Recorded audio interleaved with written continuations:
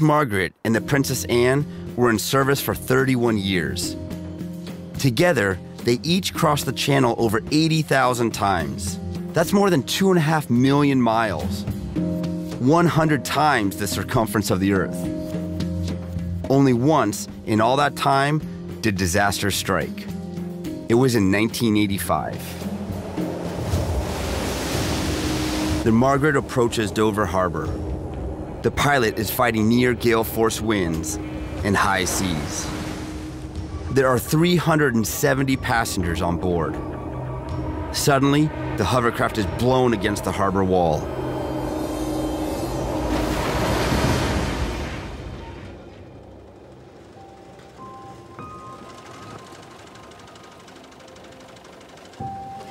The gaping hole in the starboard side of the hovercraft was an indication of the force of the impact. 50 people were injured. 4 died. One of the first tasks was to try to get underneath the skirting to see if the missing bodies were trapped under the wreckage, but none were found. It was a terrible tragedy, but the accident could have been much worse. They said that if this had been a ship, she would almost certainly have sunk. The reason the Margaret didn't sink was its unique construction, and the secret to that engineering is hidden below her car deck. It's day 4, and this is the next innovation I want to uncover. The skirt and lift fans make the hovercraft hover, but because these vessels operate at sea, they're built with a watertight hull for safety. That means they can float even without the lift fans running. This hovercraft is built on a raft of 150 buoyancy tanks, which makes it 500% buoyant. Basically, you'd have to stack 4 hovercrafts on top of it in order to make it sink. These buoyancy tanks are built under the floor of the cargo hold. To reach them, I'm gonna have to smash through the car deck. These chambers haven't seen the light of day since it was built 50 years ago. I'm gonna take one apart and look inside.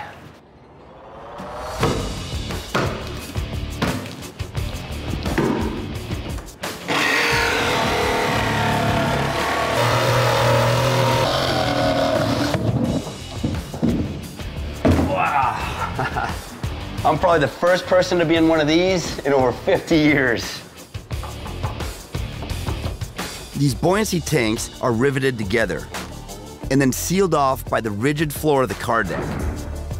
It's like a giant raft made of super light aluminum and strong enough to support 130 tons of cargo.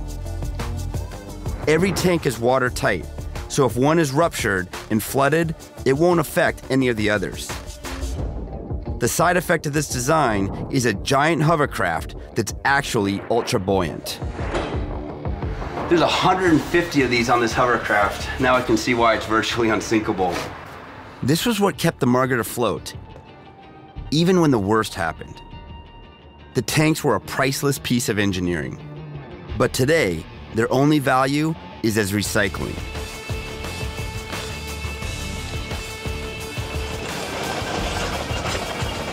With aluminum fetching $1 a pound, the demolition team wants to get back to work.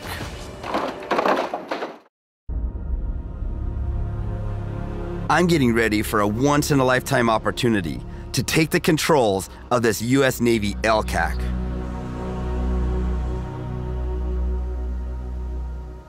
First, a brief from Senior Chief Petty Officer Eric Crafton. He's an LCAC pilot who served in Iraq, Afghanistan, and Haiti. So what's it like to actually operate this thing? If you don't drive this craft, it's going to drive you. So Really? every slope, the wind, the waves, everything is a factor. You've got the lift, you've got the propulsion, you've got the bow thrusters. It seems like there's a lot going on. It is very tricky.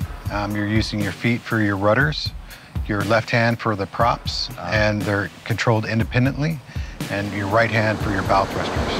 And if you combine that with this thing not even touching the ground, you know, almost like a frictionless surface, I imagine that adds a layer of complexity to it as well. It does. You have to be in control, you know, to make the craft do what you want. Gotcha. It certainly doesn't sound easy, But what better way to learn than from this elite U.S. Navy LCAT crew? It's safe to say I'm pretty excited. Oh, man. Welcome aboard, Con. All right. Let's do it.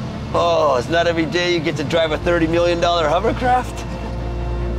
Right now, the LCAC's floating on its hull. But as soon as I give the order, Engineer, bring us on cushion. All right, got you, Con. Bring it on cushion. the lift fans kick in. The skirt inflates, and in less than 5 seconds, we're floating on a cushion of air. Bow thrusters forward. Bow thrusters are forward. As the engines rev up, the 120-ton craft begins to glide forward.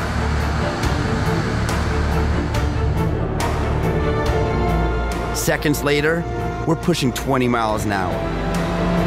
Then 30, 40, 50 miles an hour in a 120-ton craft, loaded with 6 Humvees and a dozen Marines.